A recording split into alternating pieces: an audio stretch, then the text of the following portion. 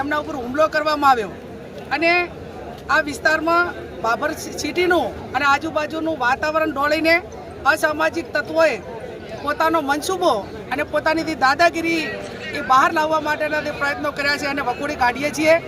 અમારી પોલીસ પાસે એક જ માગણી છે, સમગ્ર ઠાકોર સમાજના યુવાનો ધારાસભ્યશ્રી છે, અમે બધા આગેવાનો છીએ। અમારી પોલીસ પાસે 2-3 બાબતની આ બાબરના શહેરની સુરક્ષા માટેની માગણી છે। માગણીમાં મુદ્દા નંબર 1 કે આ અસામાજિક તત્વો એ તમામ દારૂનો ધંધો કરે, જુગારનો ધંધો કરે, ગાડીઓના હપ્તા ઉઘરાવવાનો ધંધો કરે, વેપારીઓ પાસે ખંડણી ઉઘરાવવાનું કામ કરે। અનેક પુરાવો છતાં પોલીસ એમની સામે કાર્યવાહી કરતી નથી ને એટલા માટે કરીને એ પૈસામાં ચકચૂર બનીને જ્યારે એમનાથી પૈસા ઘટે ને સુવિધાઓ પૂરી ના થાય ત્યારે આ પ્રકારની બદલીઓ કરવાના પ્રયત્નો કરે છે।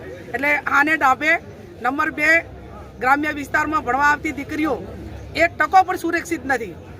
2 નંબરના બાઇકો લઈને સતત યુવાનો અસામાજિક તત્વો એમની સામે રેકિંગ કરીને ખરાબ ધંધા કરવા માટેના પ્રયત્નો કરતા હોય છે।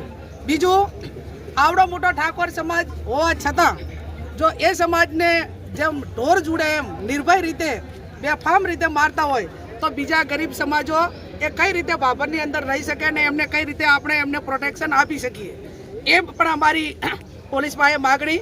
બીજું કે આ ઘટના બની એ ટાઈમે બાબર ટાઉનની પોલીસ અહીંયા હાજર હશે, એને પોઈન્ટ આપેલો છે, તો એ પોલીસે પોતાની જે જવાબદારી છે એ શા માટે કાર્યવાહી ન કરી? જ્યારે એ લોકો મારીને નાહી ગયા અને એમ્બ્યુલન્સ આવી ત્યાં સુધી પોલીસનું કોઈ કાર્યવાહી નજરની સામે નથી આવી। બીજું, બજારની અંદર હોન્ડાથી લીધેલા બાઇકો હોય, બીજું અન્ય ઉઘરાણી હોય તો જે તે એજન્સીઓને કરવાની હોય, પોલીસને કરવાની હોય, એના બદલે અસામાજિક તત્વો એ આ વારંવાર હોન્ડાવાળાના બાઇકવાળા પાસે હપ્તાને ઉઘરાણી કરાવતા હોય છે અને એના હિસાબે અવારનવાર આ બબાલો થતી હોય છે। એટલે આ કેસમાં અમારી ગંભીરતાપૂર્વક પોલીસ પાસે માગણી છે, તમામ આરોપીઓને પકડીને જેલને હવાલે કરે અને જેમ રાજ્યના ગૃહમંત્રીએ કીધું કે અસામાજિક તત્વો જે તે ટાઉનમાં છે એનું વરઘોડું કાઢવામાં આવશે।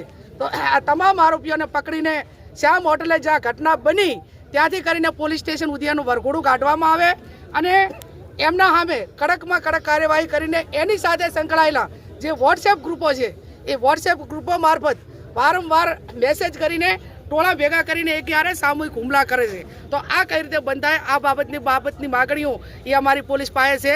અત્યારે અમે બધા જ બજારમાં મૌન રીતે ચાલીશું, બજારના વેપારીઓને વિનંતી કરશું કે બજાર બંધ રાખીને અમને સમર્થન આપે અને કાયદો અને વ્યવસ્થા જળવાઈ રહે એ રીતે શાંતિમય રીતે પોલીસ સ્ટેશન રહી અને અમે અમારી માગણીઓ મૂકીશું।